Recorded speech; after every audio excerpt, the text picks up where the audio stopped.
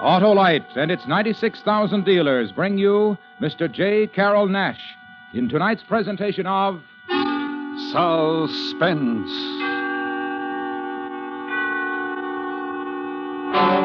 Tonight, Autolite presents a story about buried treasure, a real buried treasure, and a curse, a tale we call The Treasure Chest of Don Jose, starring Mr. J. Carroll Nash.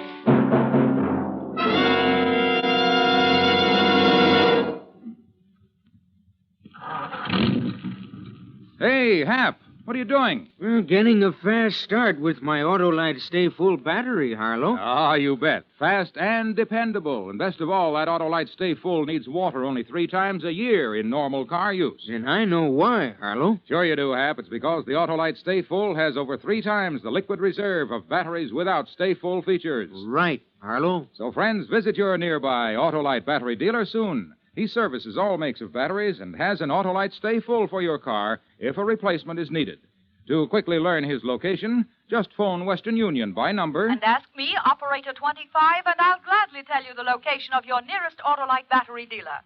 And remember, from bumper to tail light, you're always right with Autolite.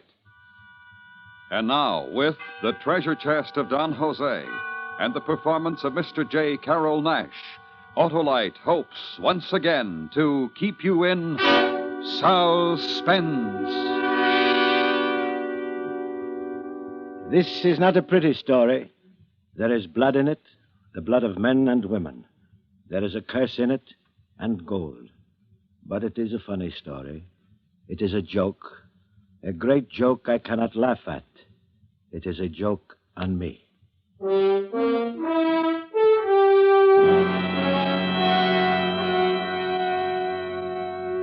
In matters of this sort, secrecy is of the most importance.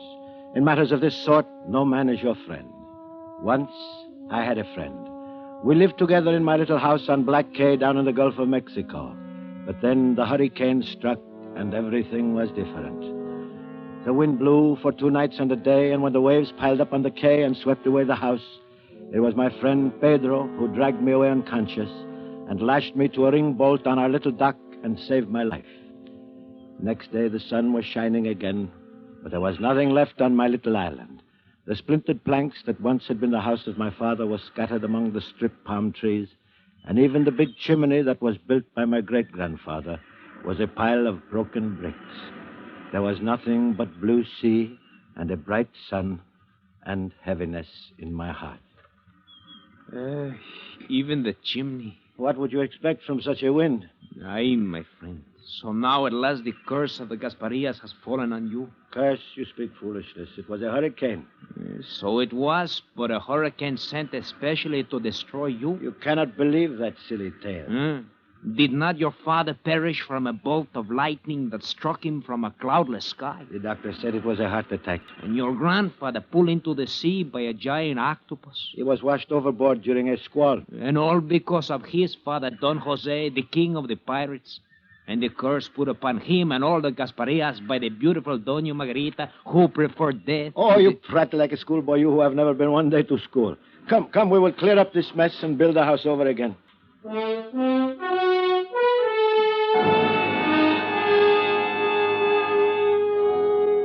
You should know that I endured a certain local notoriety since I bore the same name and was the great-great-grandson of Don Jose Gasparia, one of the last and one of the fiercest of the pirates of the Spanish Main.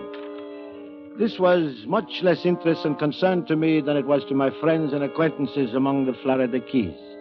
Neither my father nor his father before him had ever profited by a single doubloon from the legendary treasure of our pirate forebear. As to the curse pronounced on Don Jose by the proud and virtuous Doña Margarita, I gave it as little credence as I did the recurrent tales of Gasparia's buried treasure. But that was before Pedro and I set about clearing up the hurricane's mess. We were stacking brick from the demolished chimney when Pedro made a discovery. Jose, look at this. What is it?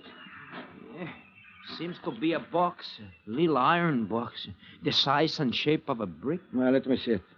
There was a lock there, but it's rusted away. Hand me that pinch bar.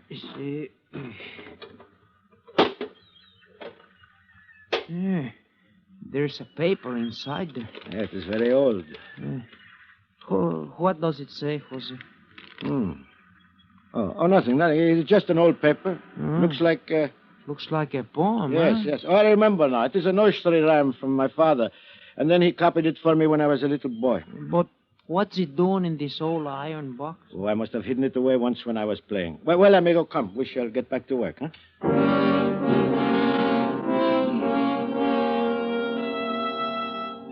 It was a lucky thing Pedro could not read. Nursery rhyme. That rotting piece of parchment said, "On Dog Buddy's Island you could fare worse if there you will Don Jose's curse. For there, 33 yards southeast of the Rocky Guards, you'll find a pleasantly fulsome measure of Gasparia's earthly treasure." There could be no question about it. Here was at last a tangible clue to the hidden gold of my ancestor. It was mine if I could find it. And why should I share it with anyone, even Pedro? I was the rightful heir, and I would claim it all. So that night I took our only boat and rowed to the mainland. I spent 2 days in the public library in Key West searching the old charts before I found Dog Buddy Island. It was a tiny sand spit near the tip of Cape Cod. I withdrew all of my money from the bank, bought a suit of city clothes and an airplane ticket north, and the next day I was standing on a cold, windy Massachusetts beach talking to a suspicious real estate agent. No, sir, I ain't heard this called Dog Body Island since I was knee-high to a grasshopper. Where'd you hear it called Dog Body Island? Well, I really don't know. Some friend of mine down south, maybe. Well, it's called Sprague Spit now, ever since old Captain Sprague bought her up. Of course, she always was connected with the mainland at low tide. You can see the sandbar over yonder. Yes, I see her. Now, about the house. Well, there she is, just above that point of rocks. Just a summer cottage. Too danged uncomfortable this time of the year. Well, it looks all right to me. I can find you something a heap sight better in town. Got a nice little house just back of a gas station. Well, I'm looking for solitude. Yeah, you'll find plenty of that out here. Ain't a neighbor more than a mile and a half. That point of rocks, is that the only one on the island? Yeah. Pirates Point, folks call it hereabouts. Fella says the buccaneers used to put in here for water in the old days. Me, I don't put much stock in them stories myself. You sure you want to rent this place? It is just what I am looking for. I wish you wouldn't. It said there's a curse on it. I wish you wouldn't.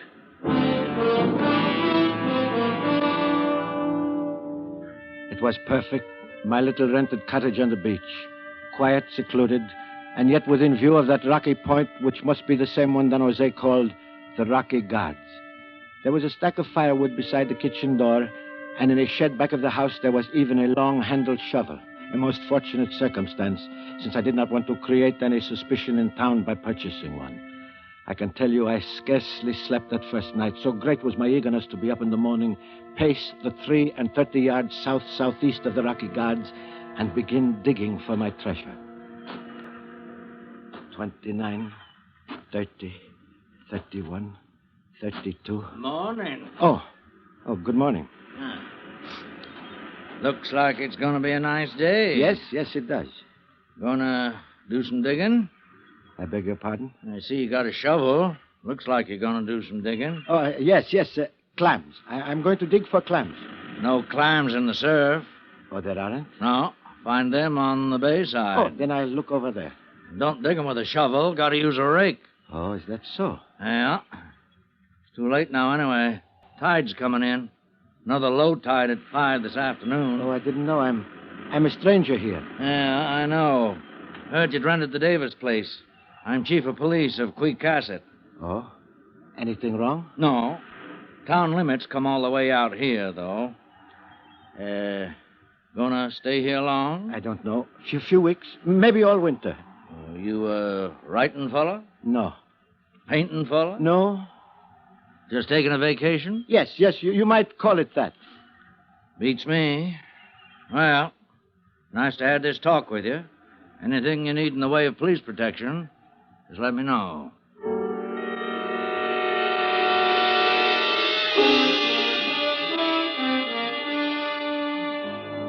He couldn't know. How could he know? Nobody knew about the treasure clue but me. Yet he seemed so suspicious, and he asked me so many questions. Well, I went back to the house, sat by the window until he was out of sight up the beach. But by that time, the tide had come in and the treasure was buried by the ocean. So I waited until 5 o'clock when the tide was low. And then, carrying a gasoline lantern, I paced off the 33 yards south-southeast of the Rocky Guards and set to work. Although the evening was chilled with a brisk breeze blowing in from the sea, I soon had shed my coat and was dripping with perspiration. I lost all track of time and place and my own identity. I was a machine attacking the wet, sliding sand with huge bites of my shovel, widening the hole as it grew deeper until my lantern threw long shadows across the opening that had now become large enough for a coffin. Then my shovel hit something solid. I reached for my lantern, and there, under its lifeless green glare, was a section of rotting wood. I shoveled wet sand to one side. There was a rusted iron strap. I had found it. An iron-bound chest. The treasure chest of Don Jose Gasparilla. It was almost too much to bear. Suddenly my dampened shirt chilled me, and I was seized with a fit of shivering. Then I began crying like a frightened child. How long I crouched there in this agony of relief and joy, I cannot tell, but suddenly, above the sound of my own sobs and the pounding surf and the sighing wind, I heard voices.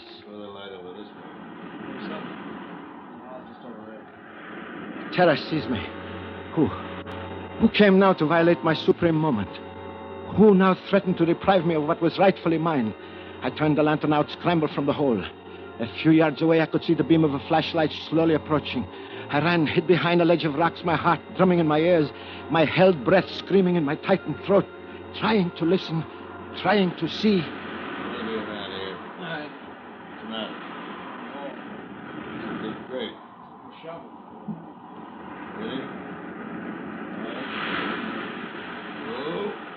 Ready? What were they doing? Did they know? At last it was quiet. I watched their light as they made their way across the island toward the bay. And then after a long time, I heard the cough of a motorboat. Still I waited until the sound of the receding motor was lost in the sighing wind and the hiss of the nearby surf. Then I lit my lantern and went back to my diggings. The hole, it was half filled, and suddenly my terror turned to rage. What had they done? I began digging savagely. But almost at once my shovel hit something that was softer than the chest and yielded to the pressure. I seized my lantern, crouched over for a closer examination, and found myself looking into the still open and vacantly staring eyes of a corpse.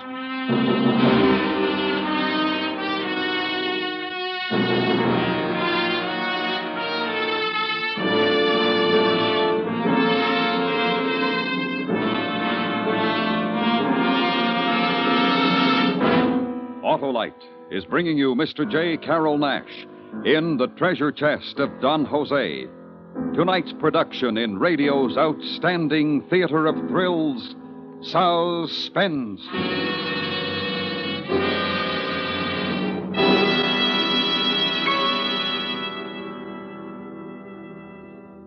Say, Harlow, wait a minute. Do you mean everyone? Everyone, Hap. Positive? Positive, Hap. Every positive plate in the Autolite Stay Full battery is protected by fiberglass retaining mats to reduce shedding and flaking and give longer life as proved by tests conducted according to accepted life cycle standards.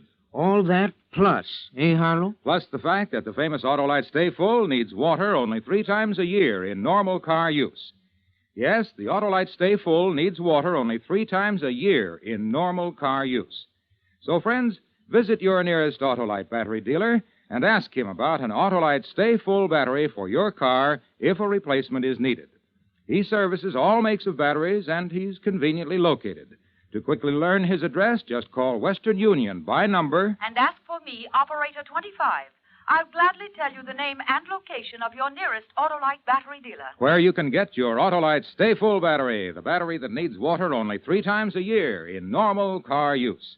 And remember, from bumper to tail light, you're always right with Autolite. And now, Autolite brings back to our Hollywood soundstage Mr. J. Carroll Nash in Elliot Lewis's production of The Treasure Chest of Don Jose. A tale well calculated to keep you in suspense.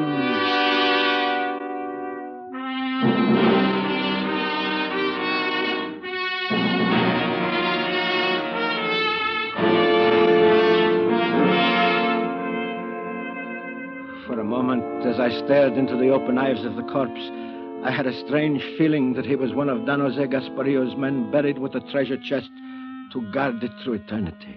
But this was ridiculous. The man was only recently dead, no 100-year-old skeleton. And he was young and well-dressed, yet he stood between me and my treasure. Was this then the curse laid upon Don Jose, come to rest at my feet? With the greatest effort, I covered the grisly guardian of my fortune. By then, it must have been close to midnight. The tide was coming in. I dragged myself back to the house, tormented by 1,000 anxieties.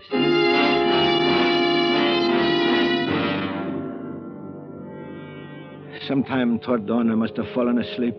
For the next thing I knew, it was past noon, and someone was pounding on my door. Hey! Anybody home? Just a minute. I'm coming. Oh, it's you, Chief. Good morning. Afternoon now. What? Oh, I'm sorry. I was sleeping. Thought you was dead. Dead? Yeah. Took long enough to waken you. Excuse me. I had insomnia most of the night. Insomnia, huh? Mean you was awake? Yes. Most of the night, you say? Why, yes. Hear anything peculiar out here? No. What do you mean? Prowlers or such? Why should anyone be prowling out here? Didn't say there was. Asked if you heard anyone. No, I didn't. Got to check. This being in the town limit. Why? Is anything the matter? Yeah. Kidnapping. Murder, maybe. Murder? Yeah. Ain't you heard it on the radio? I haven't got a radio. Should. Great consolation for a man living alone. Well, what happened? Tell me. Young Harvard fella, sinful rich. His father paid the ransom, $20,000. But the kidnappers didn't deliver the boy. Got a 3-state alarm out for him. Think they're on the Cape somewheres. We're just checking. What makes you think they'd come out here? Oh, don't know. Hunch partly. Partly because somebody borrowed one of Jen Chantry's boats last night. Found a blood stain in the cockpit this morning. Didn't see him. No, I told you I didn't. Yeah, so you did. Well, we'll catch 'em, of course, if they're on the Cape. Sooner or later, we'll catch 'em. Ransom money's in small bills, all marked. They'll get hungry sooner or later and spend some. Besides, we got a pretty good description of 'em. Let me know if you see or hear anything. Yes, of course. I'll be glad to. Yeah, just checking.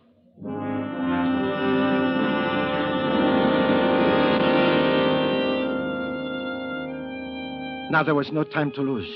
I had already missed one low tide. I had to get my gold and get it away from this island of suspicion and debt. I waited until 5 o'clock and returned to my diggings. The low, scudding clouds packed the sand with sudden gusts of icy rain. There was little likelihood that I would have unwelcome visitors on such a forbidding evening. I quickly disinterred the body from my treasure hole. Unquestionably, he was the kidnapped victim, a young man dressed in flannel slacks and saddle shoes of a college boy. I dragged him to one side, out of sight behind some rocks where I couldn't see his empty death stare. Then I went back to my digging. By 7 o'clock, I had uncovered the chest and was prepared to lift it out of its grave. The curse?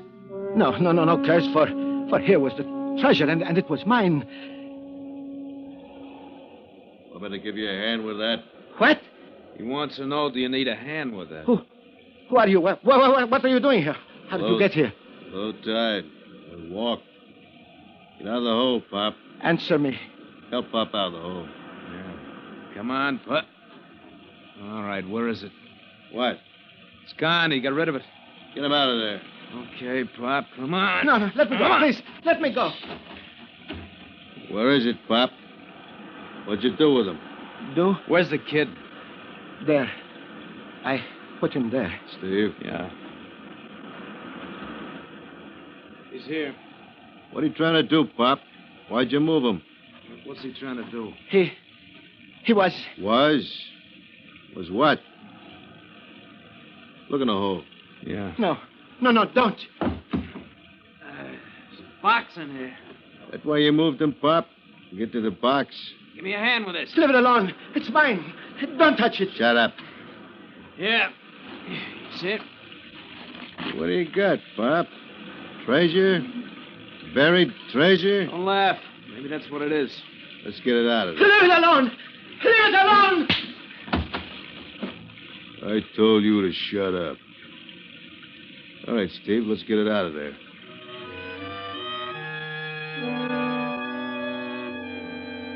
There it was, my treasure, in the sand-covered, iron-bound box. Only it wasn't mine. Not while these two hoodlums stood over me with clenched fists and poised boots.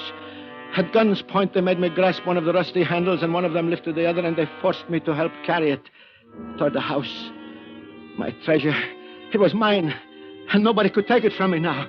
I must find a way to rescue it. When we got inside the house, they yanked open the chest and emptied one of the canvas sacks, its contents cascading onto the table in a golden stream of doubloons. Well, what do you know? Gold. It's mine. It belongs to me. It's my inheritance. Yeah, I know, Pop. Only you're going to pay a high inheritance tax, 100%. Okay, now, Pop, I'll tell you what we're going to do. My friend and me are in a little trouble. And you're going to give us a hand, aren't you, Pop? What are you talking about? Go away. Leave me alone. That's just what we're going to do. We're leaving, and we're taking that bright, shiny stuff with us. The treasure is mine. But we're going to be fair. More than fair. We're going to give you $20,000 in nice, up-to-date American money. How do we know? Maybe that junk of yours ain't worth half that much. Your money's marked. It's ransom money. That's beside the point. This dough of yours won't work in a cigarette machine, you know. Gonna have to go to a lot of trouble to cash it. What was that? Window blew open. It's rained like the devil outside. Better get started. No, I won't let you. Just take it easy, old man. You got no complaints. You're 20 grand ahead of the game. What the? Look at this, Jeff. Wind blew a piece of driftwood through the window. Come on, we gotta get out of here. All right, let's go. Grab one end of that chest. Wait a minute, you forgetting something? What? A sack full on the table. Oh, yeah. Here, Pop. Here's one for you as a souvenir. Come on, Jeff. We gotta get this thing across the sand spit before the tide comes in. Yeah, we're all finished here. So long, Pop. No, my treasure. My treasure. And thanks, Pop. Thanks a million.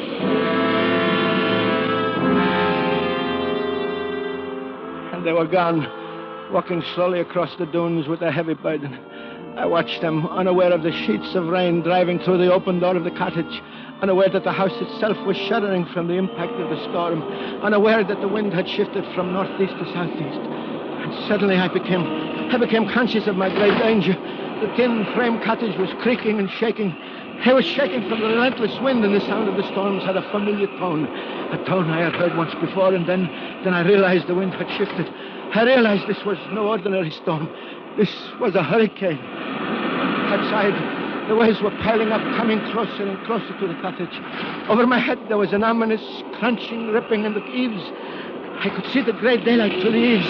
The roof would blow loose any moment. I threw myself against the kitchen door and, crouching low, ran away from the sea.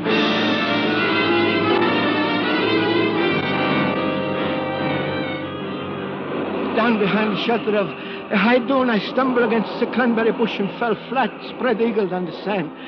And suddenly the wind stopped, the rain stopped, and there was the calm of death.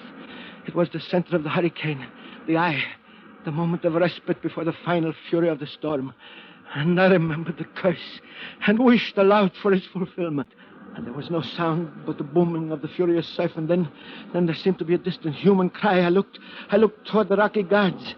Far in the distance, for an instant, I could see the tiny, struggling figures of my tormentors. And then a giant wave crashed down on them, and the spit disappeared in boiling, angry water. And the wet heavens descended again, hurled upon me by the tail of the hurricane.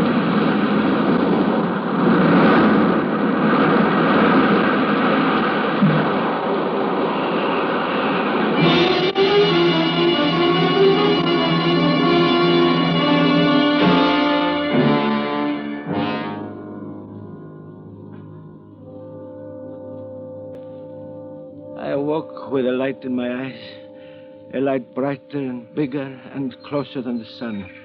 And I heard a voice. You all right, Mr. Gaspar? No, who? It's me, Tris Weatherby. Got out here as soon as I could. We was worried about you. Out here with no radio, you couldn't get the storm warnings. You come up so fast, wasn't time to get you off. Oh, thanks. That's very kind of you. Lucky you got out of the house. Why? Ain't there no more. Ocean came plumb through, carried the house right out into the bay. Made 2 islands out of Sprague's spit. The house is gone? Not a stick of it left. 10-foot channel where it stood. Storms play funny tricks. That kidnapping I told you about. Yes. What about it? Found 3 bodies out near those rocks. The kidnappers and their victim. What do you know about that? Nothing. Nothing at all.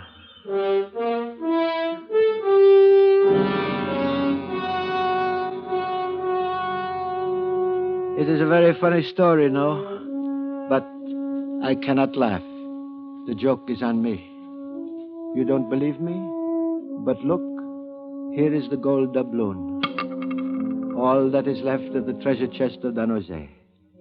Yet I know this to be true. There is a treasure. I saw it, held it, and that treasure still exists. Only now there is no map.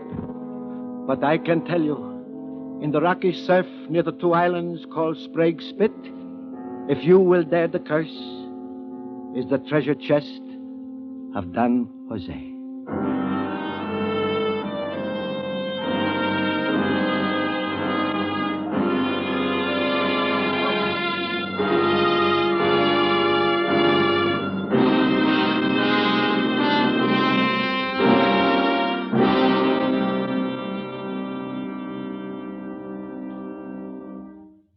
Suspense. The story of a true buried treasure, presented by Autolite. Tonight's star, Mr. J. Carroll Nash. This is Harlow Wilcox speaking for Autolite, world's largest independent manufacturer of automotive electrical equipment. Autolite is proud to serve the greatest names in the industry. That's why, during the early months of 1952, the Autolite family is saluting the leading car manufacturers who use Autolite products as original equipment. Our Autolite family is a big family, and it's made up of nearly 30,000 men and women in Autolite plants from coast to coast and in many foreign countries. Our family is also made up of more than 18,000 people who have invested a portion of their savings in Autolite, as well as 96,000 Autolite distributors and dealers in the United States and thousands more in Canada and throughout the world. Our Autolite family will salute the Chrysler division of Chrysler Corporation on the next Autolite Suspense television program. If you live in a television area, check the day and time of Suspense on television so that you will be sure to see this show. And remember, be with us next week for another thrilling Autolite Suspense program on radio.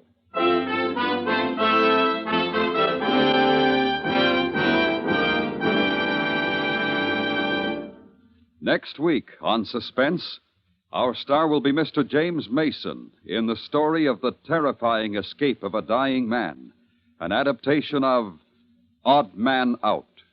In weeks to come, we shall also present Miss Barbara Stanwyck, Mr. Richard Widmark, and Mr. Herbert Marshall, all on Suspense. Suspense is produced and directed by Elliott Lewis, with music composed by Lucien Morawick and conducted by Lud Gluskin. The Treasure Chest of Don Jose was written for Suspense by Christopher Anthony. Featured in the cast were Anthony Barrett, Charles Seal, Joseph Kearns, and Clayton Post. J. Carroll Nash has just completed Clash by Night, a Jerry Wald, Norman Krasna for RKO. And remember, next week on Suspense, Mr. James Mason in an adaptation of Odd Man Out. This is Harlow Wilcox again to ask if you have time to send a dime. Your contribution to the March of Dimes will help a polio victim to walk again. Send your dimes or dollars to your local March of Dimes headquarters. Won't you join the March of Dimes tonight? This is the CBS Radio Network.